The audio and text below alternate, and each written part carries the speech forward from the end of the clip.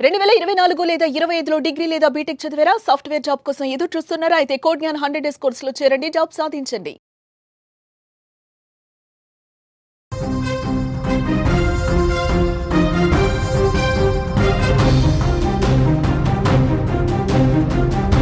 Big breaking news చూస్తున్నాం. గండికోట విద్యార్థిని మృతిపై ఇంకా మిస్టరీ వీడలేదు. విద్యార్థిని హత్యలో లోకేష్ పాత్ర లేదా? పరువు కోసం బంధువులే ప్రాణం తీశారా? లోకేష్తో గండికోటకు వెళుతున్న విషయాన్ని తెలుసుకున్న విద్యార్థిని బంధువులు అక్కడికి రావడంతోనే లోకేష్ వెళ్ళిపోయినట్టుగా సమాచారం ఉందా? వారి రాకను లోకేష్కు స్నేహితుడు చేరవేశాడా?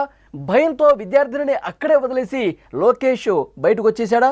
కోపంతో విద్యార్థినిని బంధువులేమైనా హత్య చేశారా? హత్య చేసి లోకేష్పై నెట్టివేసే ప్రయత్నం ఏమైనా చేశారా?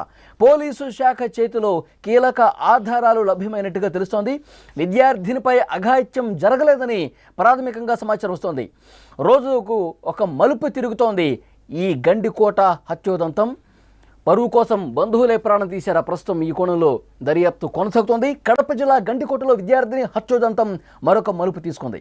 ఆమెను ఎవరు చంపారు అన్న మిస్టరీ మాత్రం ఇంకా విడలేదు. ప్రియుడితో గండికోటకు వెళ్ళటం, తర్వాత ప్రియుడే ఒక్కడే అక్కడి నుంచి బయటకు రావటం, ఇవన్నీ కూడా సీసీ రికార్డులో కనిపించాయి. ప్రియుడు లోకేషే అసలు నిందితుడని, ఆమె చంపేశాడని అంతా భావించారు. కానీ పోలీసు విచారణలో కీలక విషయాలు బయటపడుతున్నాయి. యువతది పరువు హత్య అనే అనుమానం ఇప్పుడు బలపడుతోంది. ఈ హత్యలో ప్రియుడు లోకేష్ పాత్ర లేదని, సొంత బంధువులే ఆమెను చంపేశారనే ప్రచారం జరుగుతోంది. గండికోటకు లోకేష్తో వైష్ణవి వెళ్ళిందన్న విషయాన్ని తెలుసుకున్న సొంత బంధువులు అక్కడికి వెళ్ళారు. అయితే అప్పటికే లోకేష్కు తన స్నేహితుడు ఫోన్ చేసి వాళ్ళు వస్తున్నారు అని చెప్పడంతో ప్రియురాల్ని అక్కడే వదిలేసి వచ్చేశాడనే అనుమానం కలుగుతోంది. ఆ దృశ్యాలే సీసీ కెమెరాలో రికార్డ్ అయ్యాయి. గండికోటకు వెళ్ళిన గంట తర్వాత అక్కడి నుంచి బయటకు రావడంతో ఆ దృశ్యాల్లో కనిపిస్తోంది. అయితే మధ్యాహ్నం 12 గంటల వరకు విద్యార్థిని అక్కడే బతికి ఉన్నట్టు పోలీసుల వద్ద కొన్ని ఆధారాలు ఉన్నాయి. ఆ తర్వాత బంధువులు వెళ్ళి ఆమెను అక్కడ చూసి ఆగ్రహంతో కొట్టి చంపేశారని స్థానికంగా ఒక చర్చ చాలా బలంగా జరుగుతోంది. ఆమెను చంపేసిన అనంతరం ఆ హత్యను లోకేష్పై నెట్టివేసే విధంగా ఒక కుట్రపూరితంగా చిత్రీకరించారనే మాటలు కూడా వినిపిస్తున్నాయి. దీంతో ఈ హత్యలో ప్రియుడి పాత్ర ఉందా లేదా? ఈ మిస్టరీ చాలా స్పష్టంగా కనిపిస్తోంది. దీన్ని ఛేదించే క్రమంలో ప్రస్తుతం పోలీసులు ఉన్నారు. ఆమె కుటుంబ సభ్యులు మాత్రం తమ కుమార్తెపై సామూహిక అత్యాచారం జరిగిందని తీవ్రంగా ఆరోపణలు చేస్తున్నారు. కానీ పోలీసులు మాత్రం ఆమెపై ఎటువంటి అఘాయిత్యం జరగలేదని ప్రాథమికంగా నిర్ధారిస్తున్నారు. దీంతో అసలు ఏం జరిగి ఉంటుంది అన్న ఉత్కంఠ కనిపిస్తోంది. పరువు కోసం సొంత బంధువులే చంపేశారా లేదా లోకేష్ పాత్ర ఉందా అనేది $1 మిలియన్ ప్రశ్నగా మారింది.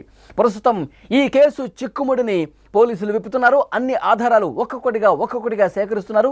మరి వారి విచారణలో ఏం తేలబోతున్నది కూడా చూడాల్సిన అవసరం కనిపిస్తోంది. గండికోట విద్యార్థిని మృతికి సంబంధించి అనేక అనుమానాలు కనిపిస్తున్నాయి. నిన్న ఆ తండ్రి, వైష్ణవి తండ్రి చాలా స్పష్టంగా చెప్తా ఉన్నాడు, ఎన్కౌంటర్ చేసి పారేయాలి. తెలంగాణలో, హైదరాబాద్లో ఏ విధంగా అయితే ఇలాంటి సైకో విధుల్ని ఎన్కౌంటర్ చేశారో అదే విధంగా చేసి పారేయాలని చెప్పి చాలా ఆగ్రహంతో ఊగిపోయిన పరిస్థితి కనిపిస్తోంది. కానీ పోలీసులు ప్రాథమిక విచారణలో లోకేష్ పాత్ర లేదు అనేది కొంత స్పష్టంగా అర్థమవుతోంది. లోకేష్ పాత్ర ఇందులో ఉండకపోవచ్చు. మాకు తెలిసినటువంటి ప్రాథమికంగా లభించినటువంటి సమాచారం మేరకు లోకేష్తో వైష్ణవి వచ్చింది 10:30 ఆ సమయంలో వచ్చింది. సీసీటీవీలో చాలా స్పష్టంగా అర్థమైంది. కానీ ఒక గంట వ్యవధిలోనే అతను బయటకు వచ్చేసాడు. మరి అతను ఎందుకు బయటకు వచ్చేసాడు? ఇది ఒక బలమైనటువంటి అనుమానం కనిపిస్తోంది. అతను బయటకు వచ్చిన తర్వాత ఆమె గంట పాటు బతికే ఉంది. ఇది కూడా పోలీసులు చెప్తా ఉన్నారు. 12 గంటల నుంచి 4 గంటల మధ్య ఏదో జరిగింది. దాన్ని పూర్తిగా ఆ మిస్టరీని, ఆ గుట్టుని విప్పే పరిస్థితి ప్రస్తుతం మేము చూస్తూ ఉన్నాం. చాలా క్లియర్గా అన్ని ఆధారాలను తీసుకునే ప్రయత్నం చాలా సీరియస్గా కొనసాగుతుంది. లోకేష్ బయటకు వచ్చిన తర్వాత గంటసేపు లోపల ఉన్నాడు. ఆ తర్వాత బయటకు వచ్చేసాడు లోకేష్. బయటకు వచ్చిన తర్వాత కూడా చాలాసేపు గండికోట పర్యాటక ప్రాంతంలో ఆమె తిరుగుతూనే ఉంది, సజీవుగానే ఉంది. కానీ ఆ రంగనాయక టెంపుల్కి బ్యాక్ సైడ్ ఆమె ఎందుకు వచ్చింది? ఆ సమయంలో అక్కడ ఎవరున్నారు, ఎవరి కోసం అక్కడికి వచ్చింది, ఆ తర్వాత ఏం జరిగింది, ఇవన్నీ కూడా చాలా క్లియర్గా ఇన్వెస్టిగేట్ చేస్తున్నాం, అన్ని ఆధారాలు మేము సంపాదిస్తున్నాం, కొద్ది గంటలు ఓపిక పడితే అన్ని విషయాలు కూడా బయటకు వస్తాయి అని పోలీసు అధికారులు చాలా స్పష్టంగా చెప్తూ ఉన్నారు. అయితే ఇక్కడ ప్రాథమికంగా వస్తున్నటువంటి ఇన్ఫర్మేషన్, లోకేష్కి అతను ఫ్రెండ్ ఫోన్ చేశాడు. వైష్ణవికి సంబంధించిన బంధువులు ఈ విషయం తెలిసిందే, మీరు గండికోటకు వెళుతున్నారన్న విషయం వాళ్ళకి తెలిసింది, నువ్వు అక్కడి నుంచి వెళ్ళిపోతే బెటర్ అని చెప్పి ఫ్రెండ్ ఫోన్ చేయటంతో అక్కడి నుంచి వైష్ణవిని అక్కడే ఉంచి నేను వెళ్ళిపోతున్నాను, నువ్వు కూడా సేఫ్గా ఇంటికి వచ్చాయని చెప్పి లోకేష్ బయటకు వచ్చాడు. ఆ తర్వాత లోకేష్ బయటకు వచ్చిన దృశ్యాలు కూడా సీసీటీవీ ఫుటేజ్లో రికార్డ్ అయ్యాయి. అతను వెళ్ళిపోయాడు. అతను వెళ్ళిపోయిన తర్వాత కూడా చాలాసేపు వైష్ణవి ఆ ప్రాంతంలో తిరుగుతూనే ఉంది. ఆ తర్వాత అక్కడికి ఎవరు వచ్చారు, నిజంగానే కుటుంబ సభ్యులు బంధువులు ఎవరైనా వచ్చారా, ఆమెతో ఏమైనా గొడవ పడ్డారా, ప్రస్తుతం దీనికి సంబంధించి ఇన్వెస్టిగేషన్ థరోగా జరుగుతున్నటువంటి పరిస్థితి కనిపిస్తోంది. అయితే కుటుంబ సభ్యులు కావచ్చు, బంధువులు కావచ్చు, లోకేష్ గతంలో మా అమ్మాయిని ట్రాప్ చేశాడు, మా అమ్మాయిని మాయమాటలు చెప్పాడు, నయవంచన చేశాడు, మోసం చేశాడు, ఇవన్నీ చెప్తా ఉన్నారు. సామూహిక అత్యాచారం జరిగింది, లోకేష్ ఒక్కడే కాదు అతని ఫ్రెండ్స్ వీళ్ళందరూ కలిసి మా అమ్మాయిని అత్యాచారం చేసి హత్య చేసి పడేశారు అంటూ చాలా బలంగా వాళ్ళు వాదనలు వినిపిస్తున్నారు. అవన్నీ కూడా పోలీసులు వాళ్ళ అభిప్రాయాలను కూడా సేకరించారు. కానీ లోకేష్ చంపేశాడు అనటానికి ఇప్పటి వరకు ఎలాంటి ఆధారం దొరకలేదు అని పోలీసులు చాలా స్పష్టంగా ఈ కేసు ఇన్వెస్టిగేట్ చేస్తున్నటువంటి క్రమంలో వారికి లభ్యమైనటువంటి ప్రాథమిక ఆధారాలకు సంబంధించి చెప్తున్నటువంటి పరిస్థితి ఉంది. మరొక ముఖ్యమైన విషయం, పోలీసులు ఇన్వెస్టిగేషన్లో మరి ఆ 12 గంటల నుంచి 4 గంటల సమయం, ఈ 4 గంటల వ్యవధిలో ఏం జరిగిందని చెప్పి ఆధారాలు సేకరిస్తున్నటువంటి క్రమంలో మరి కుటుంబ సభ్యులు కానీ బంధువులు కానీ అక్కడికి వచ్చారా పరువు కోసం, ఎందుకంటే గతంలో చాలా సందర్భాల్లో వాడితో తిరగొద్దు, ఎక్కడికి రమ్మంటే అక్కడికి వెళ్ళిపోతున్నావు, మీ ఇద్దరు ప్రేమలో ఉన్నారు, ఇది కరెక్ట్ కాదు, ఇది మంచిది కాదు, నీ పద్ధతి మార్చుకో, నువ్వు మంచిగా చదువుకో. సో ఈ విధమైనటువంటి వాదనలు గొడవలు గత కొన్ని రోజులుగా జరుగుతున్నట్టుగా తెలుస్తుంది. మరి పరువు కోసమే కుటుంబ సభ్యులు కానీ బంధువులు కానీ ఆమెని చంపేసి ఆ నేరాన్ని లోకేష్ మీద నెట్టివేసే ప్రయత్నం ఏమైనా జరిగిందా, ఈ కోణంలో కూడా పోలీసులు చాలా స్పష్టంగా ఇన్వెస్టిగేట్ చేస్తూ ఉన్నారు. ఇవన్నీ అనుమానాలు, ఇంకా పోలీసులు ఎక్కడ కూడా ధృవీకరించలేదు. కుటుంబ సభ్యులే వైష్ణవిని చంపేసి ఆ లోకేష్ మీద నెట్టివేస్తే ఒక పని అయిపోతుంది, వాడు చాలా వేధించాడు కదా, మనల్ని టార్చర్ పెట్టాడు కదా, అతని వల్ల అమ్మాయిని కాపాడుకోవడం కోసం ఒక ఊరి నుంచి ఇంకో ఊరికి కూడా మేము షిఫ్ట్ కావాల్సి వచ్చింది, కాబట్టి ఈ నేరం అనేది వాడి మీద తోసేద్దాం, ఇలాంటి ఆలోచనతో ఈ విధంగా ఏమైనా చేశారా, ఈ అన్ని కోణాల్లో అండి చాలా కోణాల్లో పోలీసులు ఇన్వెస్టిగేట్ చేస్తూ ఉన్నారు.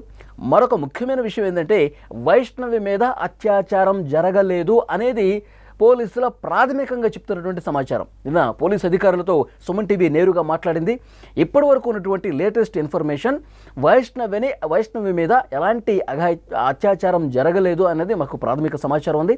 అయితే పోస్ట్ మార్టం పూర్తి రిపోర్టు అలాగే ఫోరెన్సిక్ రిపోర్టు ఇవి వచ్చిన తర్వాత మరికొంత క్లియర్ కట్గా పూర్తి సమాచారం మీకు తెలియజేస్తాం. ఇప్పటి వరకు మాకున్నటువంటి ఇన్ఫర్మేషన్, ఆమె మీద అత్యాచారం జరగలేదు. మరి హత్య ఎవరు చేశారు, ఎవరు చంపేశారు, ఇవన్నీ కూడా దర్యాప్తులో చాలా కీలకమైనటువంటి విషయాలు బయటకు వచ్చే అవకాశం ఉంది. ఇప్పటికే కొంత క్లియర్ కట్ సమాచారం తెలుసుకున్నాం, దాన్ని బట్టి ఇన్వెస్టిగేట్ చేస్తూ ఉన్నాం.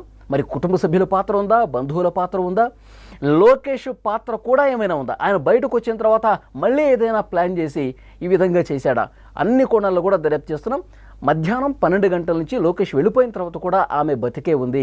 ఆ తర్వాత ఏం జరిగింది, ఆ తర్వాత అక్కడికి ఎవరు వచ్చారు, ఎవరిని ఆమెను కలిశారు, రంగనాయక టెంపుల్ బ్యాక్ సైడ్ వరకు ఆమె ఎందుకు వెళ్లాల్సి వచ్చింది, ఎవరి కోసం వెళ్లాల్సి వచ్చింది. ఇక్కడ మరొక ముఖ్యమైన విషయం, ఆమె మృతదేహం దొరికిన సందర్భంలో ఒంటి మీద నూలు పోగు కూడా లేదు. పోలీసులు అసలు ఏం జరిగిందన్న విషయానికి సంబంధించి చాలా క్లియర్గా ఇన్ఫర్మేషన్ తీసుకుంటున్నారు. మరికొద్ది గంటల్లోనే అసలు వాస్తవాలు కూడా బయటకు వచ్చే అవకాశం కనిపిస్తోంది.